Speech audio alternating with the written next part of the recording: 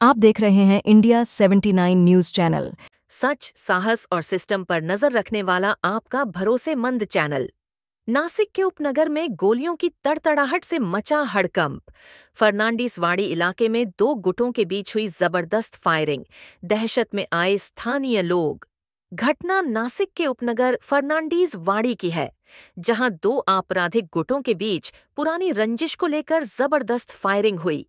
बताया जा रहा है कि दोनों गुटों के बीच विवाद काफी समय से चल रहा था और बीती रात यह विवाद हिंसक झड़प में तब्दील हो गया।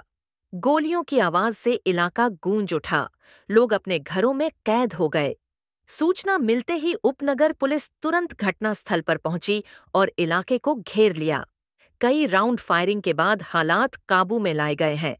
फिलहाल पुलिस ने मामला दर्ज कर लिया है और जांच जारी है। पुलिस सूत्रों के मुताबिक यह झगड़ा आपसी रंजिश का परिणाम है और कुछ नामजद आरोपियों की तलाश की जा रही है। अगर आप भी चाहते हैं कि अपराध पर लगाम लगे, तो इस वीडियो को लाइक करें, शेयर करें और चैनल को सब्सक्राइब करें। रिपोर्टर तबरेज शेख जहीर खान के साथ नाशिक से।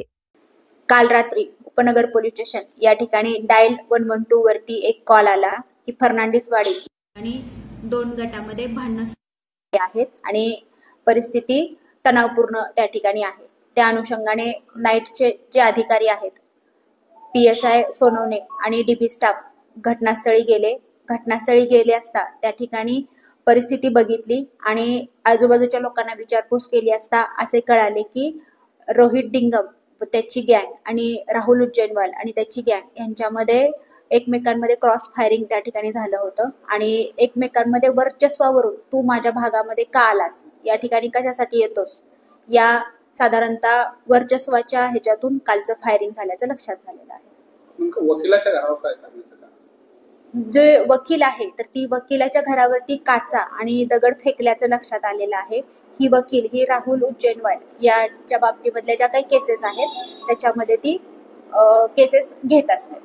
किती राऊंड फायर झाले, किती लोकांना ताब्यात घेतले? सुरुवातीला 5 राऊंड फायर झाल्याचं लक्षात आलेलं आहे। त्याचे रिकामे कारतूस मिळून आलेले आहेत आणि आता सध्या 3 संशयित ताब्यात आहेत, त्यांच्याकडे चौकशी चालू आहे।